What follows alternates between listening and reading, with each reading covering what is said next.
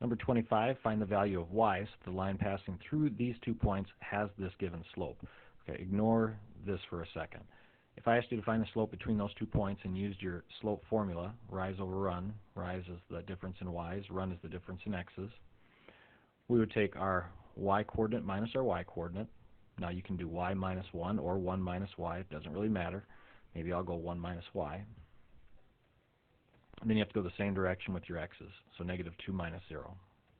If we simplify that, 1 minus y on top you can't do anything with, but negative 2 minus 0, that's negative 2. So here's my slope. Now we go back to the other piece of information. They told us that our slope was negative 8. So whatever this is, it has to equal negative 8. Now negative 8 as a fraction is like negative 8 over 1. So essentially what we do is we create a proportion. We go back to last chapter and we use our idea of cross products.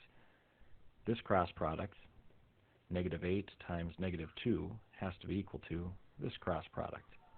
1 times this entire side, so 1 minus y. Well, we end up with negative 8 times negative 2, that's 16. If we distribute the 1, 1 times 1 is 1.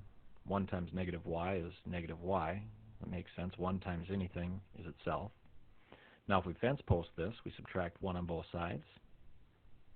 We get 15 equals, these canceled, negative y. But I want to know what y is. So if I flip this symbol to a positive, then I have to flip this symbol over here to a negative. And the reason we do that, we don't see it, but there's a negative 1 there.